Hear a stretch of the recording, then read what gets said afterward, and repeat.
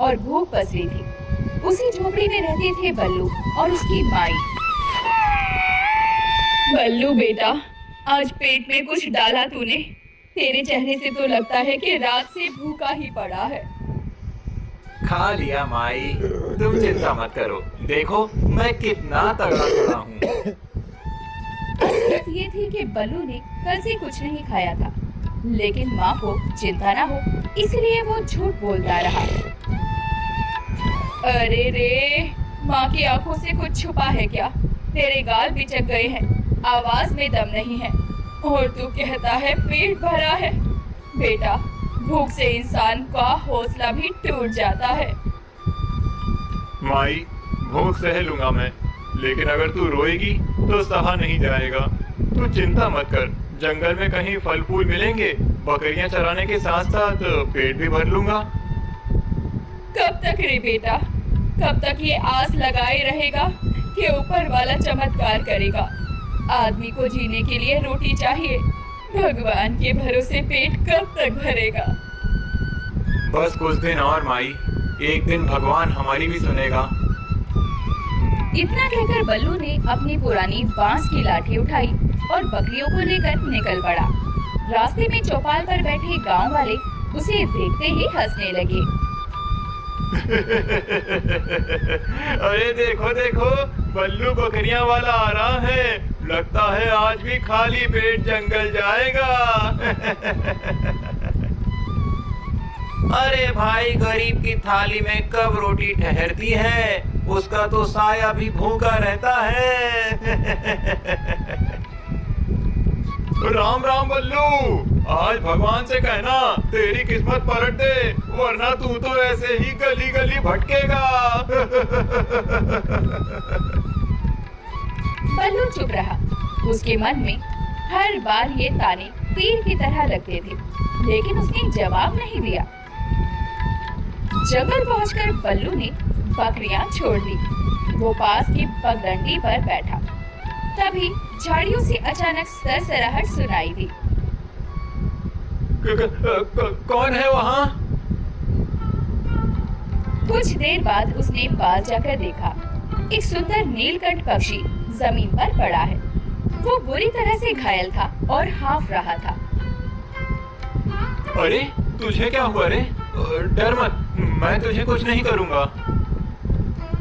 उसने अपना गमछा उतारा और पंछी को बहुत प्यार से उसमें लपेट लिया। उसकी आंखों में दया साफ झलक रही थी।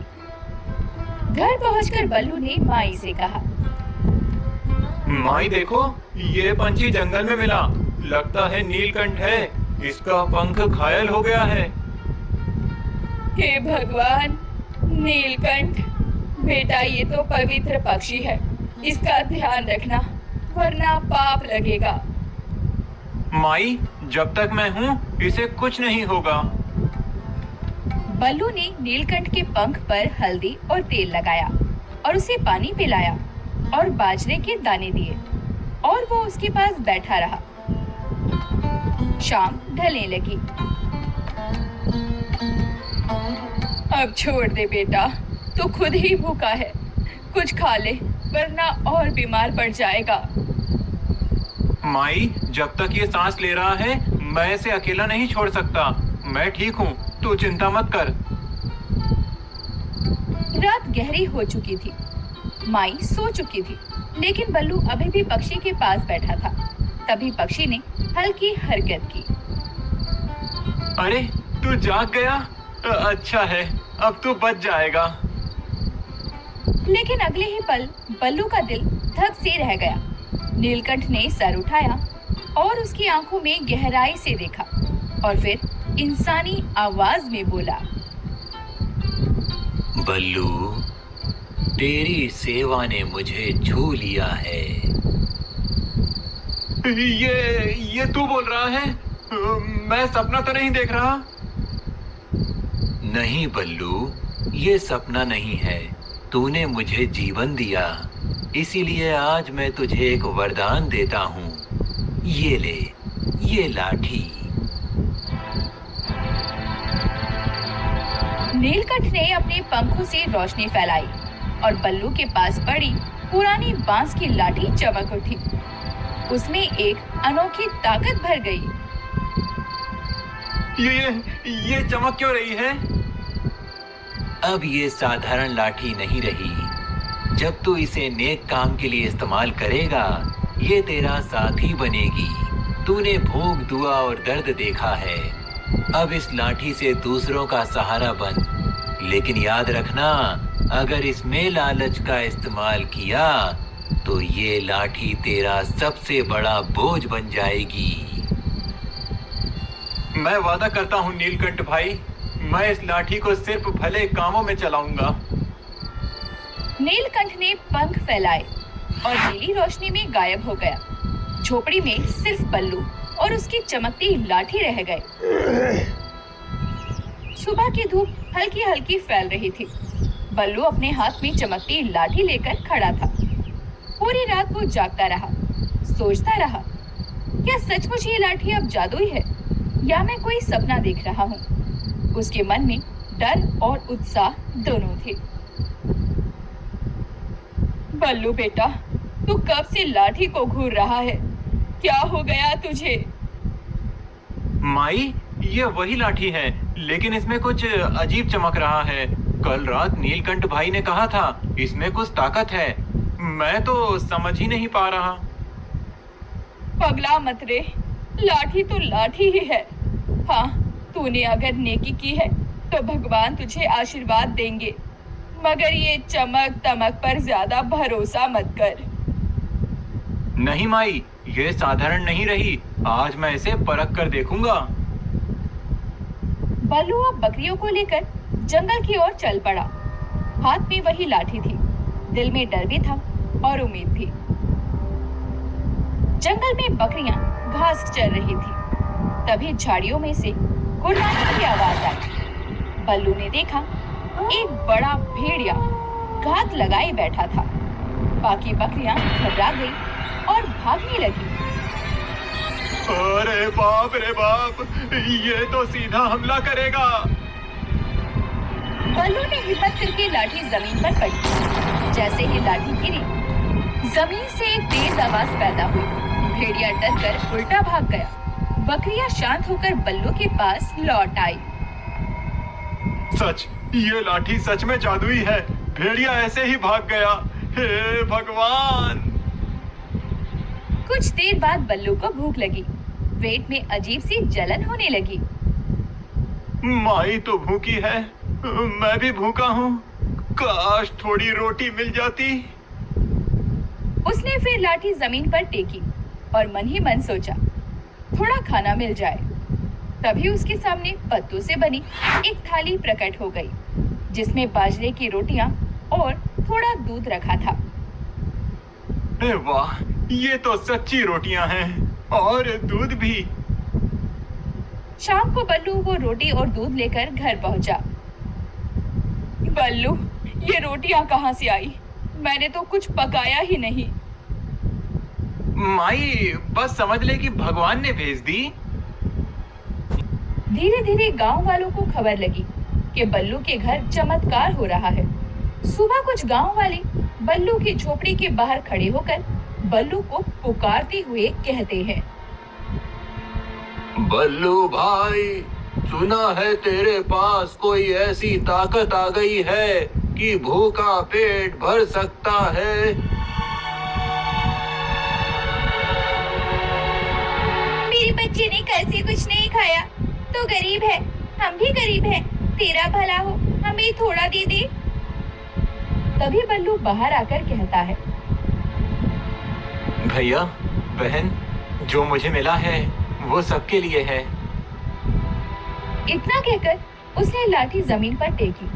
अचानक वहाँ अनाज की छोटी सी गठरी और रोटियां प्रकट हो गई। गांव वाले खुशी से झूम उठे। बल्लू भाई, तू तो देवता निकला। भगवान तेरा भला करे। तूने हमारे बच्चों का पेट भर दिया बल्लू। अब हमें भूख से डर नहीं लगेगा। रात को झोपड़ी के अंदर बल्लू और माई बैठे थे। तभी माई ने धीरे से बल्लू को कहा, बल्लू बेटा, आज गांव वाले तुझे दुआएं दे रहे थे, पर याद रख, वरदान हमेशा नेकी के काम में ही काम आता है। ये चीज बहुत जिम्मेदारी की है। माई, मैं वादा करता हूँ, जब तक जिंदा हूँ इस लाठी से सिर्फ भूखों का पेट भरूंगा और मुसीबत से बचाऊंगा। बस बेटा, यही तेरी सबसे बड़ी अमीरी है। कुछ दिनों में ही बल्लू और उसकी लाठी का चमत्कार पूरे गांव में चर्चा का विषय बन गया। लोग चौपाल पे अब सिर्फ उसकी ही बातें करते थे। भैया, बल्लू की लाठी से तो भूख मिट रही है। अब गांव में कोई बच्चा रोता नहीं। अरे हाँ, अब चूल्हे में धुआं उठता है, औरतें गुनगुनाती हैं। ये सब बल्लू की वजह से हुआ है। सिर्फ गांव ही क्यों, अगर राजा को पता चला तो वो तो बल्लू को अपने पास बुला लेगा। हाँ हाँ, अगर राजा खुश हो गया तो बेलवा गांव का नाम पूरे राज्य में रोशन होगा। मगर पास खड़ा साहूकार कालूराम ये सारी बातें सुनते ही चाल चलने का मन बना लेता है और उसने मन ही मन कहा,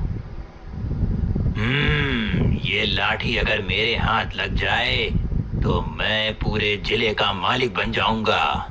इस गरीब के पास इसका कोई मतलब नहीं। अब रात को कालूराम बल्लू की झोपड़ी पर जा पहुंचा और बल्लू से मीठी आवाज में कहा, राम राम बल्लू भाई। अरे कालूराम भैया, इतनी रात गए, सब कुशल तो है? सब कुशल है रे, बस तुझे मिलने चला आया। देखो, पूरे गांव में तेरी जय जयकार हो रही है। सोच, अगर तू दरबार जाकर राजा को ये लाठी दिखाए तो कितना नाम होगा तेरा। राजा तो तुझे सोने चांदी से लाद देगा। मुझे सोने चांदी से क्या लेना कालूराम भैया, मेरा मकसद तो भूखों को खाना खिलाना है। अरे बावले, अगर तेरे पास सोना होगा, दौलत होगी, तो तू और भी ज्यादा लोगों का भला कर पाएगा। बड़ी ताकत के लिए बड़ा साधन चाहिए। ये बात तो सही है। कालूराम के शब्दों ने बल्लू के मन में एक छोटी सी चिंगारी जलाई। उसे लगा कि अगर राजा खुश हो गया तो गांव का भला होगा। अगली सुबह माई ने बल्लू से कहा, बेटा, तू दरबार जाने की सोच रहा है क्या? लेकिन एक बात याद रखना, वरदान का मतलब जिम्मेदारी है। तू इसे दिखावे के लिए मत ले जा। राजा का मन कब पलट जाए, कोई भरोसा नहीं है। माई, मैं सिर्फ गांव का भला चाहता हूँ। अगर राजा खुश हो गया तो बेलवा गांव भी सुखी रहेगा। ठीक है बेटा, जा, पर याद रख, लाठी तेरी परीक्षा लेगी। लालच आया तो सब खत्म हो जाएगा। उसी दिन राजा के सिपाही गांव पहुंचे। उन्हें पहले ही खबर मिल चुकी थी कि बेलवा गांव में कोई गरीब चरवाहा चमत्कार कर रहा है। राजा ने खुद बल्लू को दरबार में बुलाया। भव्य महल के भीतर राज सिंहासन पर राजा बैठे थे। दरबारियों की भीड़ लगी थी। बल्लू हाथ में लाठी लिए दरबार में पहुंचा। तो तू है वो बल्लू जिसके बारे में मैंने सुना है कि भूखों का पेट भर देता है? जी महाराज, ये सब नीलकंठ पंछी का आशीर्वाद है। अच्छा, तो दिखा हमें भी तेरा चमत्कार। बल्लू ने लाठी जमीन पर टेकी और मन ही मन कहा, दरबार में बैठे सभी लोगों को आज भरपेट भोजन मिल जाए। अगले ही पल सामने बड़ी बड़ी थालियों में खाना प्रकट हो गया। अरे वाह, शाबाश बल्लू, तूने सबका दिल जीत लिया। आज से तू मेरा अतिथि है, तुझे इनाम मिलेगा। राजा ने बल्लू को चांदी के सिक्कों से भरी थैली दी। बल्लू ने झुककर स्वीकार किया, लेकिन उसके दिल में लालच नहीं था। लेकिन कालूराम, जो दरबार में ही मौजूद था, और उसने ही राजा को ये जादुई लाठी वाली खबर बताई थी, अब उसने राजा के कान में फुसफुसा कर कहा, महाराज, ये लाठी तो सोना भी निकाल सकती है। इसे कहिए आपके खजाने को दोगुना कर दे। हाँ बल्लू, अगर तेरी लाठी इतनी शक्तिशाली है तो हमारे लिए सोने का पहाड़ बना। महाराज, ये लाठी भूख मिटाने के लिए है, धन बरसाने के लिए नहीं। तो तू हमारी आज्ञा टाल रहा है। महाराज, ये गरीब है, डर रहा है, इसे थोड़ा दबाव दीजिए, ये सब कर देगा। बल्लू के मन में उथल पुथल मच गई। माई की बात याद आई। लाठी तेरी परीक्षा लेगी। लेकिन उसने सोचा, अगर मैं सोना निकाल दूं तो राजा खुश होगा और गांव को फायदा मिलेगा। महाराज, मैं कोशिश करता हूँ। उसने लाठी जमीन पर पटकी और मन में ख्वाहिश की, सोना आ जाए। लेकिन जैसे ही उसने ऐसा किया, लाठी भारी हो गई और उसके हाथ से छूटकर गिर पड़ी। फर्श में दरार पड़ गई। अरे ये क्या हो गया? जमीन फट गई, ये तो अनर्थ है। धोखेबाज, तूने हमें छलने की कोशिश की। अगर तेरी लाठी काम नहीं करती तो ये सब दिखावा था। नहीं महाराज, मैं झूठ नहीं बोल रहा। ये लाठी सिर्फ जरूरत के लिए है, लालच के लिए नहीं। लेकिन राजा का गुस्सा शांत नहीं हुआ। दरबारियों ने भी शक जताना शुरू कर दिया। कालू राम मन ही मन मुस्कुरा रहा था, क्योंकि उसकी चाल कामयाब हो रही थी। बल्लू, अगर तू सच में सच्चा है तो साबित कर, वरना तुझे कैद कर दूंगा। महाराज, मैंने जो किया है सिर्फ लोगों के भले के लिए किया। कृपया कर मुझे दोषी मत ठहराइए। बस, अब ये राजा के फंदे में फंस गया। दरबार में अफरा तफरी मच गई। बल्लू का चेहरा पीला पड़ गया। उसके हाथ में पड़ी लाठी अब साधारण सी लग रही थी और राजा की आंखों में शक और गुस्सा दोनों चमक रहे थे। बल्लू, तूने हमें मूर्ख बनाया है। पहले खाना दिखाया, फिर सोना मांगने पर ये सब ढकोसला। नहीं महाराज, मैं कसम खाकर कहता हूँ, मैंने किसी को छलने की कोशिश नहीं की। ये लाठी बस जरूरत पूरी करती है, लालच नहीं। पर महाराज, खाना तो आया था, क्या पता सोना भी आता। कहीं ये गरीब झूठ बोल रहा हो। महाराज, ये गरीब भोला बनकर हम सबको बेवकूफ बना रहा है। इसके पास जरूर कोई गुप्त मंत्र है। इसे कैद कीजिए, तभी असली राज खुलेगा। सिपाहियों, इसे पकड़ लो। 4 सिपाही तुरंत बल्लू की ओर बढ़े। बल्लू पीछे हटते हुए लाठी उठाने लगा, लेकिन लाठी अब भारी लग रही थी, मानो उसने बल्लू से दूरी बना ली हो।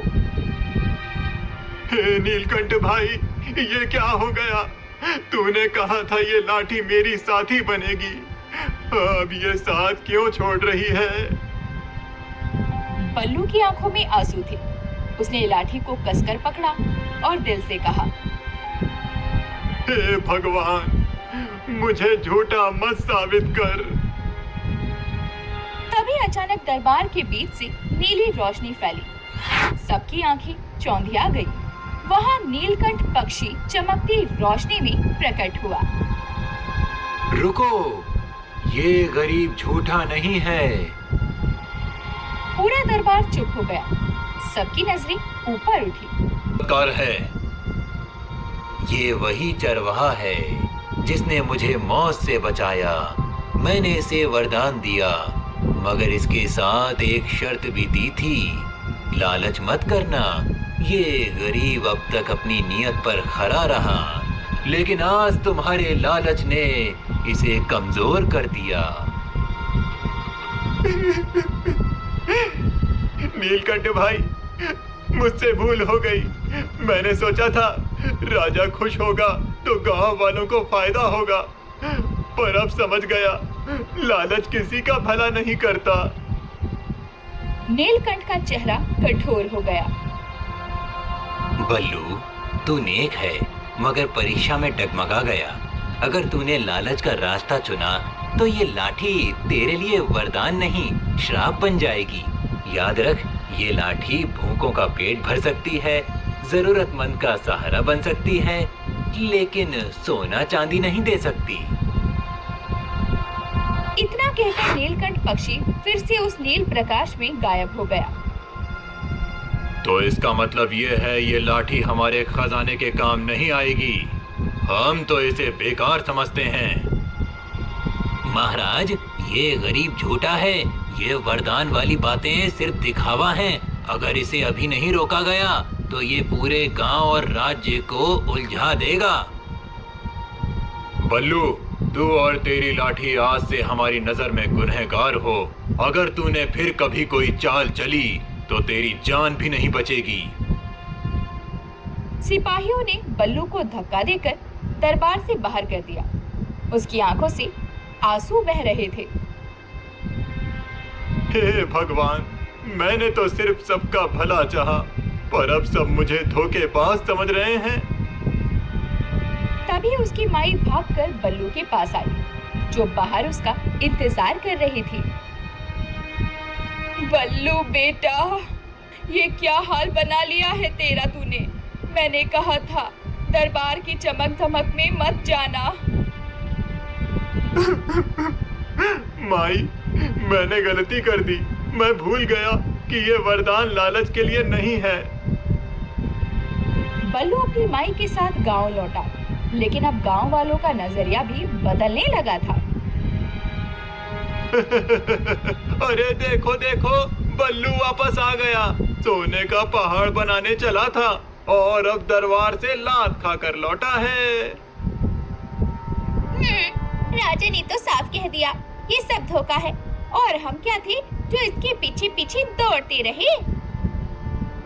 हमको तो बेवकूफ बना दिया इसने। हमें लगा था ये कोई देवता है, लेकिन ये तो बस चालबाज निकला। अब अपनी लाठी से हमें चावल रोटी दिखाएगा कि धूल झाड़ेगा। कल तक जो उसके पैरों में गिरकर आशीर्वाद मांगते थे, आज वही उसे झूठा, धोखेबाज और चालबाज कह रहे थे।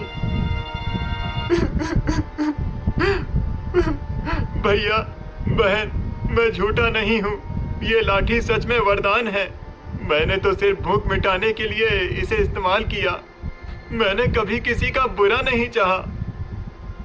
चुप कर। अगर सचमुच वरदान है तो दरबार में क्यों नहीं चला? राजा झूठा होता है क्या? राजा से बड़ा सच कौन? अगर तेरी लाठी सच होती तो आज हमारा गांव भी सोने से चमक रहा होता। भीड़ ने हंसी उड़ाई। बल्लू की आंखों से आंसू बहने लगे। माई ने उसे खींचकर घर ले जाना सही समझा। बल्लू बेटा, मैंने तुझे पहले ही कहा था दरबार में मत जा, मगर तूने मेरी बात नहीं मानी। अब देख, सब तुझसे मुंह मोड़ रहे हैं। माई, गलती मेरी ही थी। मैंने सोचा था राजा खुश होगा तो गांव का भला होगा, लेकिन मैं भूल गया कि वरदान लालच के लिए नहीं है। अब लोग मुझे झूठा समझते हैं और ये लाठी मेरे लिए बोझ बन गई है। उस रात बल्लू ने पहली बार लाठी को कोने में पटक दिया, जिस पर कभी उसे गर्व था, अब वही उसकी बेइज्जती का कारण बन चुकी थी। अगली सुबह बल्लू गांव से बाहर जंगल की ओर चला गया। हाथ में लाठी नहीं थी। वो अकेला, टूटा हुआ और बेबस था। हे भगवान, अगर ये वरदान मेरी किस्मत बिगाड़ने के लिए था, मैं तो पहले सिर्फ भूखा था, मगर अब तो सब मुझे धोखेबाज कहते हैं। उसकी आवाज टूट टूट कर गूंज रही थी। जंगल की हवा भी जैसे उसके दुख में करहा रही थी। इसी बीच कालूराम अपने 2 आदमियों के साथ वहीं आ पहुंचा।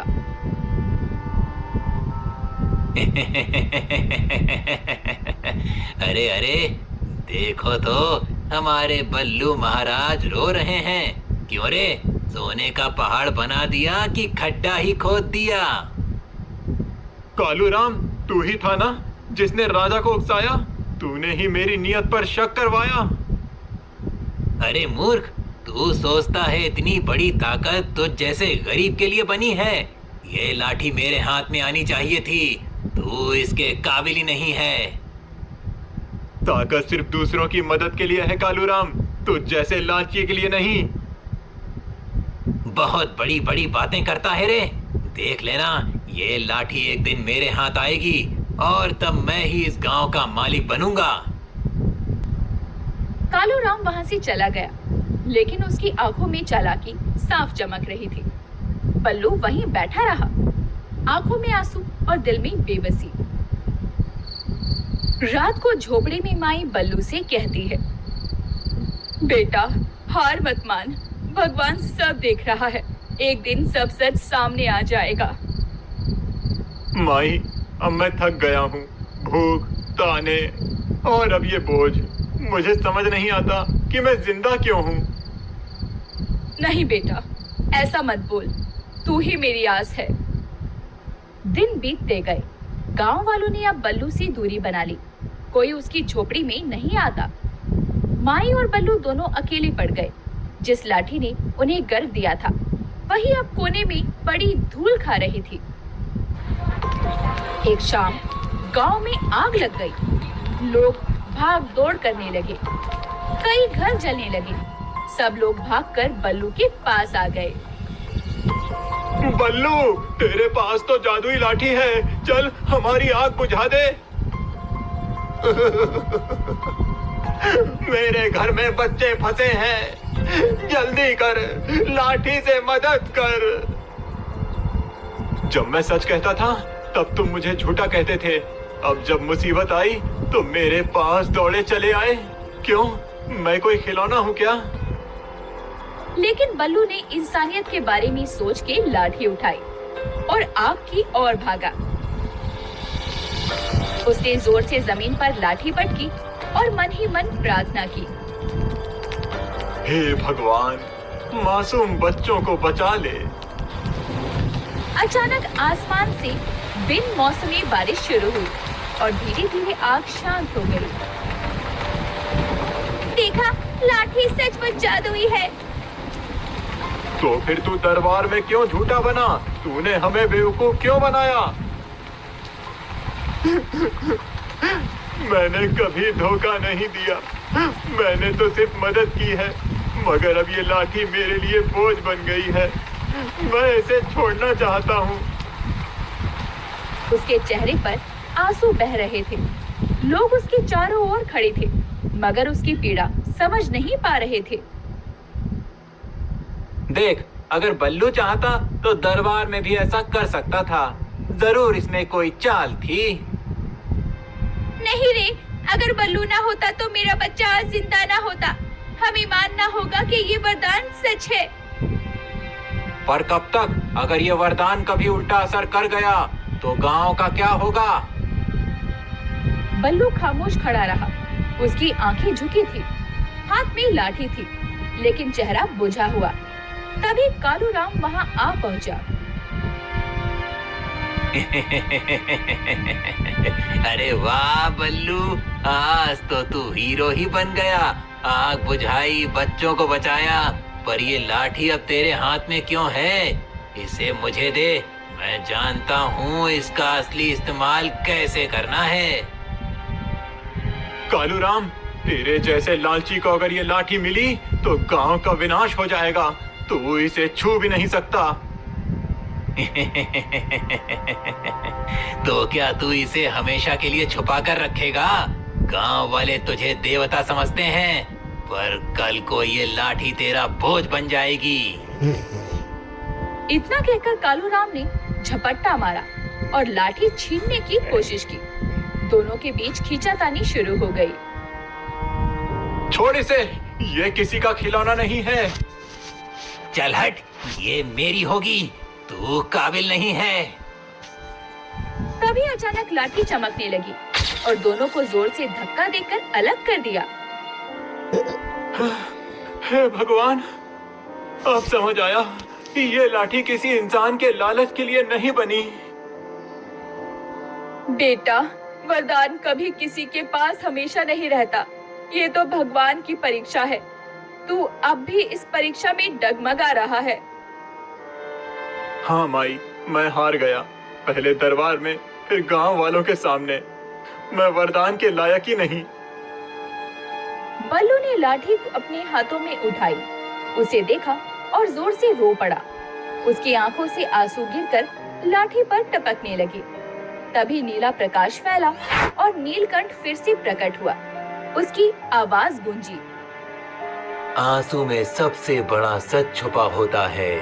तूने अपने दिल से कबूल किया कि तुझसे गलती हुई। यही तेरा असली बल है। नीलकंठ भाई, मैंने सब बर्बाद कर दिया। अगर मैं लालच में नहीं पड़ता तो लोग मुझे धोखेबाज नहीं कहते। गलती हर इंसान करता है बल्लू। वरदान ताकत नहीं, जिम्मेदारी है। तू जब तक समझेगा नहीं, ये लाठी तुझे बोझ ही लगेगी। बेटा, अगर भगवान ने तुझे मौका दिया है तो तू फिर से उठ, मेहनत और सच्चाई से जी। वरदान रहे या ना रहे, इंसानियत सबसे बड़ा वरदान होता है। बल्लू ने कांपते हाथों से लाठी नीलकंठ की ओर बढ़ाई। भाई, ये लाठी अब मैं नहीं संभाल सकता। इसे लौटा लो। मैं मेहनत करूंगा, भूखा रहूंगा, लेकिन अब इस वरदान का बोझ नहीं उठाऊंगा। नीलकंठ ने पंख फैलाए और लाठी नीली रोशनी में गायब हो गई और वो खुद भी गायब हो गया। बल्लू के हाथ खाली रह गए, लेकिन दिल हल्का हो गया। गांव वाले सब देख रहे थे। बल्लू, हमने तुझे गलत समझा। तू तो सच्चा इंसान है। तूने वरदान छोड़ा, मगर इंसानियत नहीं छोड़ी। यही तेरा असली चमत्कार है। आज से हम तुझे धोखेबाज नहीं, गांव का सबसे बड़ा सहारा मानेंगे। नहीं भैया बहन, मैं बस वही गरीब चरवाहा हूँ जो पहले था। फर्क इतना है कि अब मुझे समझ आ गया है, वरदान से बड़ा कोई वरदान नहीं है, बस मेहनत और इंसानियत। यही तो मैंने चाहा था बेटा। तूने आखिरकार सही राह पकड़ ली। गांव वाले अब बल्लू की मदद करने लगे। सब मिलकर मेहनत करने लगे। धीरे धीरे गांव में फिर खुशहाली लौट आई। बल्लू अब भी बकरियां चराता था, लेकिन उसके चेहरे पर अब संतोष था। शाम का समय था। बल्लू बकरियां लेकर पहाड़ी पर बैठा था। सूरज ढल रहा था।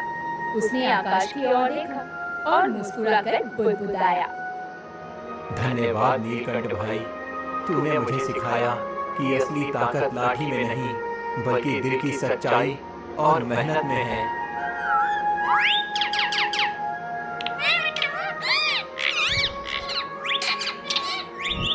तो दोस्तों, ऐसी ही अनोखी और रसभरी कहानियाँ देखने के लिए हमारे चैनल को सब्सक्राइब करें।